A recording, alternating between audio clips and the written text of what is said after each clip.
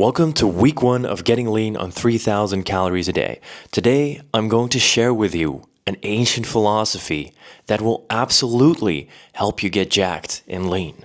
Not through stress methods, but as a side effect of vitality and balance.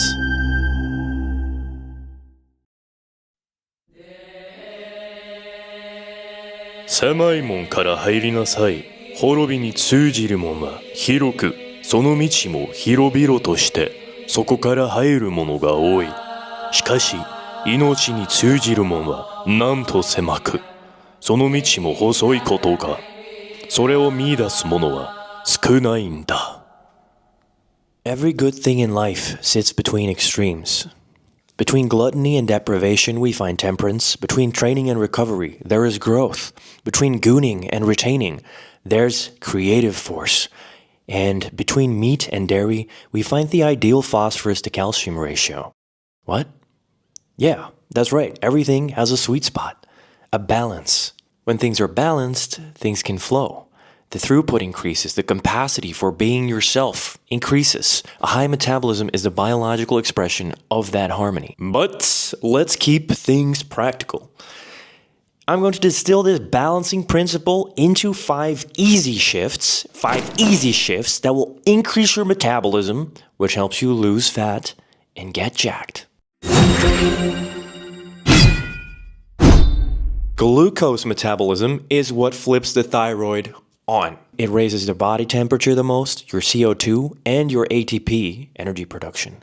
The 3 signals that tell your body that it's basically okay to run and recover fast and excrete fat. But when you eat too much fat, free fatty acids start to float around in the blood. They block glucose oxidation, which slows the T4 to T3 conversion, and they basically push you into a stress-driven, low thyroid state. Just look at a bear in hibernation. They get a ton of PUFA seeds and a ton of fat in them to slow everything down so they can survive through the winter. I did keto in the past, and eventually I crashed my hormones. I actually almost passed out. I was doing personal training, and during the session, I turned like completely white, yellow, and it just fell on the ground.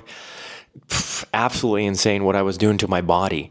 Anyway, right now I'm running about 3,000 calories a day. About 15% of that is fat, about 20% of that is protein, and 65%-ish is carbs. This ratio keeps stress hormones low, glycogen stores full, and lets your thyroid do its thing. As a rule of thumb, keeping fat below 20% and carbs above 60%, just pump the rest into protein. That's a good rule of thumb.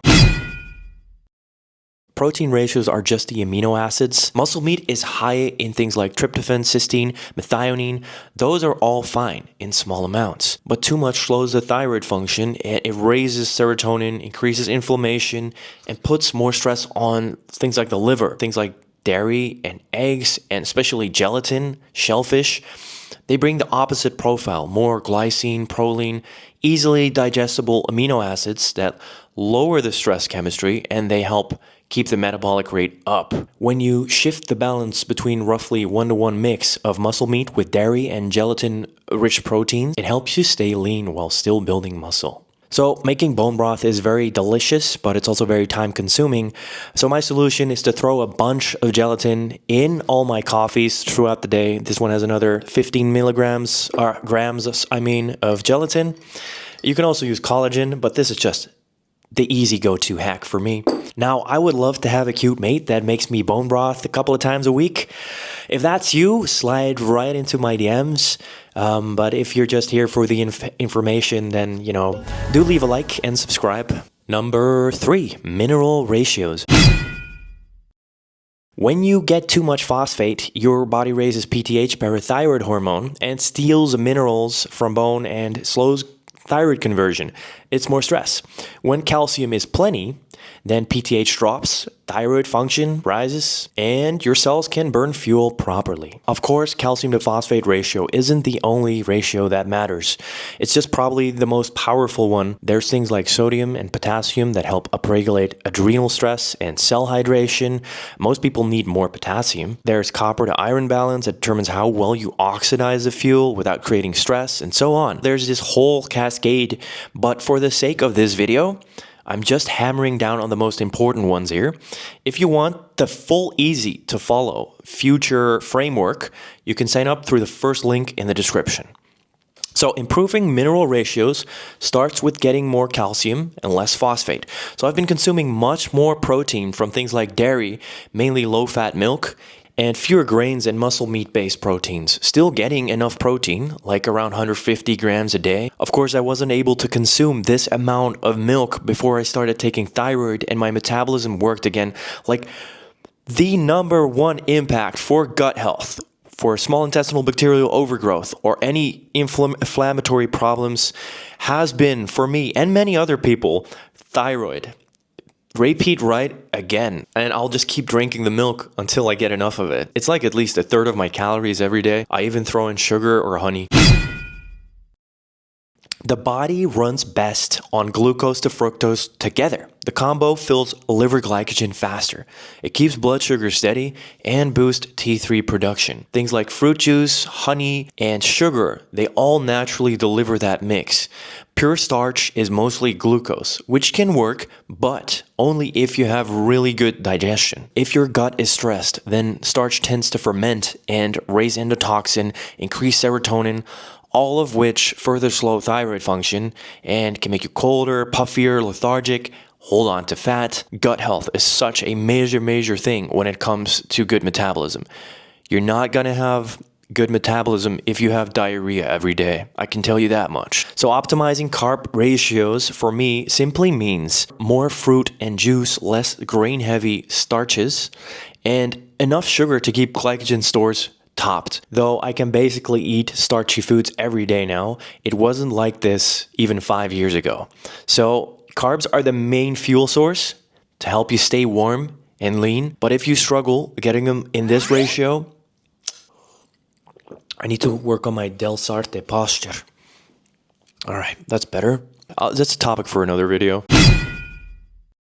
So I've done a 5-year-long, very high volume bro split because my favorite bodybuilder did it as well. Unfortunately, I wasn't able to get away with that much stress. A lot of people do high volume, including eccentric heavy training that spikes a lot of lactate, raises cortisol, and eventually it even tanks thyroid output. And I'm all about the long game. I've shifted the ratios to less volume, more frequency, and adding some concentric dominant work, and it's helped a lot, actually. Lower volume really helps keep the fatigue low so you can actually recover. And higher frequency gives my muscles more growth exposures per week without overloading the system. And then I use concentric training sessions for recovery. And this is really interesting. It turns out concentric, pulling things towards you, towards the muscle, squeezing the muscle, actually produces a lot less damage compared to eccentric, but with seemingly the same growth stimulus. At some point, I really should do like a 6-month concentric bulk training just to see the results of that. That would be very peaty. So these shifts let you hit each muscle 3 to 4 times a week, lets you stay recovered, keep metabolism high because you're low stress, and they avoid the endocrine crash that comes with grinding out the volume. So that's moderate volume, higher frequency, and concentric bias. Minimal damage, maximal growth. So Bend on Twitter just asked me to share my diet. I was like, damn, it would have made sense to put that in this video, but I was already like busy and editing. So let me know in the comments what you'd like to see in the next episodes in the next few weeks so I can cover that. Almost forgot. Let's compare week 0, the start, to this week's week 1. I have a little bit more of a pump, but that's about it. I've shifted my calories a little bit more to carb favorable. It just really depends on the week and how I feel, but in general the macro ratios are exactly like the rule of thumb I'm using for the macro ratios, and I will continue to do that. And every week I'll post this here, so every week we'll see, and by week 12 we'll see, did I actually go from this 15% body fat all the way down to sub 12% body fat? If you want to see that, like and subscribe, and especially smash the bell button. I'm not gonna do that shit. Smash the frickin' bell button if you want to live. And I will see you next week. Thank you. Goodbye. 食事と睡眠はとった方がいいよ。そんなことをしているシロ、食事は暇な時にすることじゃない。睡眠をとって食事をしたら、生き物ってのはようやくやりたいことができるようになるんだ。何か食べよう。